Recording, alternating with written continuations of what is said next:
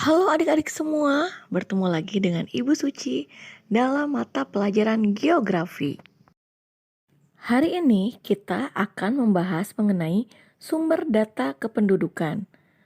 Yuk kita simak penjelasannya. Tahukah adik-adik, Indonesia menempati ranking keempat dengan jumlah penduduk terbesar di dunia.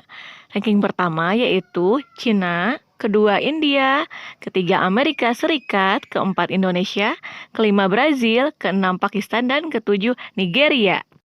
Dari mana data tersebut diperoleh? Sumber data kependudukan dibagi menjadi tiga. Yang pertama, sensus penduduk. Yang kedua, survei penduduk. Dan yang ketiga, registrasi penduduk. Dan lembaganya yaitu Badan Pusat Statistik atau BPS.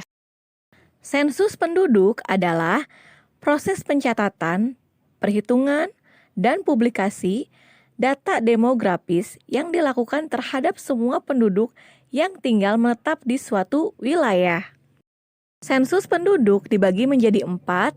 Yang pertama, sensus de jure. Kedua, sensus de facto. Yang ketiga, sensus householder. Dan yang keempat, sensus canvasser. Oke, yang pertama kita bahas mengenai sensus de jure, yaitu proses pencatatan penduduk yang dilaksanakan terhadap semua orang yang bertempat tinggal di suatu wilayah, umumnya sesuai dengan kartu tanda penduduk atau KTP.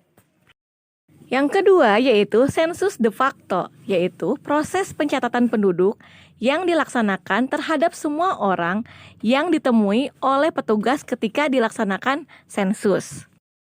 Yang ketiga, sensus householder, yaitu sensus yang lembar datanya diisi sendiri oleh pemilik rumah.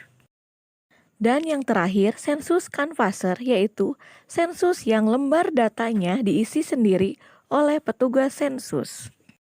Survei penduduk adalah pendataan penduduk yang hanya dilakukan terhadap sampel atau contoh di beberapa wilayah yang dianggap mewakili semua penduduk. Biasanya dilakukan saat penelitian. Registrasi penduduk adalah proses pengumpulan keterangan penduduk seperti peristiwa kelahiran, perkawinan, perceraian, migrasi, dan kematian. Nah, adik-adik, itulah materi tentang sumber data kependudukan. Oke, cukup sekian untuk materi kali ini. See you!